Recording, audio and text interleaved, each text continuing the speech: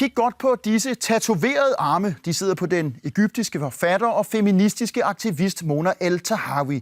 Hun har i en årrække opladt sin røst ved demonstrationer og i alverdens tv-studier for at gøre omverdenen opmærksom på de krænkelser, som kvinder rundt om i Mellemøsten dagligt bliver udsat for. Under det arabiske forår i 2011 blev hun arresteret af den daværende præsident Mubaraks sikkerhedspoliti, der brækkede hendes arme og udsatte hende for seksuelle krænkelser. Nu har hun så skrevet denne bog med titlen Hvorfor Mellemøsten har brug for en seksuel revolution. Den er nu ude på dansk, og hun har også netop modtaget dagbladet Politikens fredspris. Vi mødte Mona Eltahawy og startede med at spørge, hvordan krigen i Syrien og strømmen af flygtninge påvirker kvindernes i forvejen udsatte situation. I think first of all it's important to state that the refugee crisis is a feminist issue.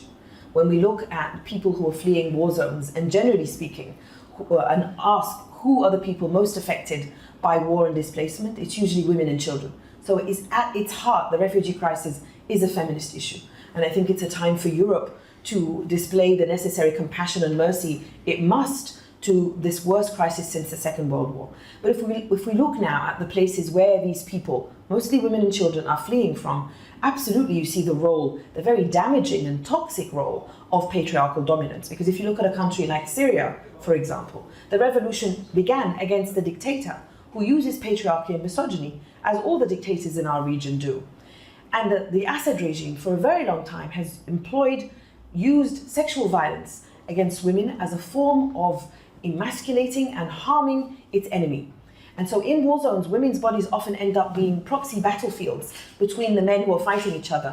And also these so-called rebel groups in Syria, they also have been violating women's bodies, and also including, what I call these murderous raping shits, ISIS or Daesh.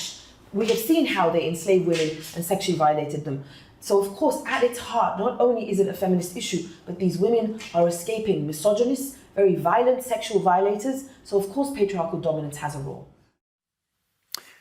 Jeg spurgte også Mona Eltahawy om de mange eksempler på kvindeundertrykkelse i den arabiske verden, som hun beskriver i bogen, først og fremmest har deres udspring i islam.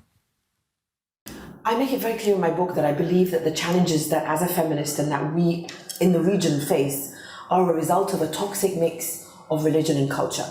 And I give many examples of the book of how not just Islam, but Christianity have displayed this toxic mix. I give in Egypt, for example, Christian and Muslim families subject their daughters to genital mutilation.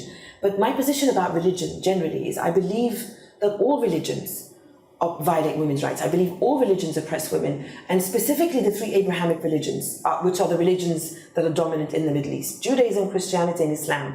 And as you know, I've lived in Jerusalem, and I'm from Egypt, and we have a Christian community in Egypt. But all those three religions obsess over women's sexuality. They obsess over women's bodies through things, notions of purity and modesty. And something I always like to say is, all of those religions obsess over my vagina, basically. And I always tell those religions, stay out of my vagina unless I want you in there. This idea that I have control over my body is almost absent from those religions. And so, of course, religion is a challenge. Of course, Islam and Christianity and the way they're practiced are a challenge. But it's made even worse by laws and a societal acceptance that allows those religions to be used. So in Lebanon, for example, when women tried to fight domestic violence, it was the priests and the imams who fought this bill against domestic violence and not only removed language from it as the leaders of these religious communities against marital rape, but they included language that allowed men, Christian and Muslim men, to have sex on demand from their wives. So this is why I say religion is a patriarchal issue. Religion does But it's not just strictly Islam, that's what you're saying. Yeah, I'm saying it's all religions. One thing I don't understand, if we take your home country, Egypt, as an example, both the Islamic clergy and the official state rhetoric view women as paragons of moral virtue. So the thing I don't get is, how does it add up with the extreme level of abuse that you document and that your book is full of? Yeah, absolutely. This is what it's at the heart of my book. This is why I asked this question, why do they hate us? And the answer is because they obviously believe that they are entitled to women's bodies. And that entitlement gives men the power to tell women what of my body I can show and what I can't. And also gives these men the right to do with my body as they wish.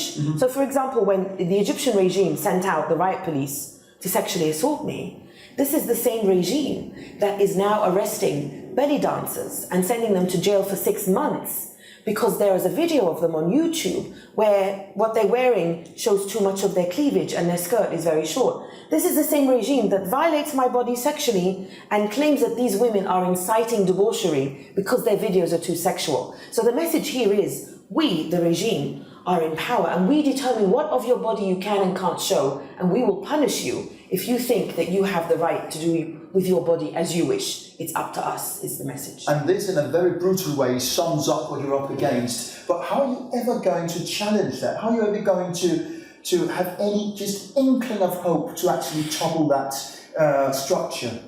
Well, I think through this social and sexual revolution that I keep talking about, because as I said, this, on the state level, we're stuck between this, the two poles of power, the military and the Muslim Brotherhood. And for me, they represent two sides of one fascist coin. On the street level and on the home level, those are the revolutions that I'm most interested in, because it's the men that move back and forth between the street and the home that I want to fight. These are the Mubaraks I want to overthrow. And this is why I was insistent on using this phrase, the sexual revolution. Because one way that we fight it is by breaking the barrier of silence and shame. Mm-hmm. We fight the regime by breaking the barrier of fear and protesting, which we did. Now we have to break the barrier of silence and shame. And this is what I'm trying to do by writing about my book and talking specifically about sexual issues. But your book, we talked about this before the actual recording, it's out in English and it's also being sold in various Arabic countries, but it's not actually translated as yet into Arabic. So how is your average Fatima of the Cairo slums going to make use of all the good advice you put down here? You write, for instance, be immodest, rebel, disobey. Yes. And know you deserve to be free. Exactly. Yes. But this is for you and other people who read English. What about Fatima? Well, my book is for everyone and not just in the region. I think I wrote my book because I want to connect my region to this global struggle for feminism. But regardless of the language that I write my book in, what is important to remember is that we have to name and shame these things that violate our rights. And those of us who have privilege, and I believe that I have privilege because I have an education and I have the freedom of mobility and the ability to write a book like this. I believe people who have privilege must fight 10 times harder than those who don't. I believe that Fatima, in the disadvantaged neighborhoods and in the countryside, knows that she deserves to be free, because I gave the example of the woman from southern Egypt who, after she was sodomized by Egyptian police, came to Cairo to demand justice. So I know that whether a woman speaks English or not, she believes she deserves justice. Mm-hmm. When I fight, regardless of the language that I fight in, I'm engaged in this fight because I want to create a greater space for women's rights and push the women's rights struggle to allow more women to benefit from the things that I already benefit from and the more rights that I call from. So even if a woman is not able to read my book, I'm engaged in a level of struggle that wants to dismantle this triangle of patriarchy that will benefit all women, not just those who speak English, by changing laws that are unjust, by creating laws that protect all women in the city, in the slums, in the countryside, and by creating this revolution of the mind that I talk about that stops considering women lesser beings. This revolution of the mind wants to consider everyone, regardless of what language and what religion and how they express their sexuality, as full human beings. But you know, it's definitely a very formidable task, as you know better than anyone. Of course.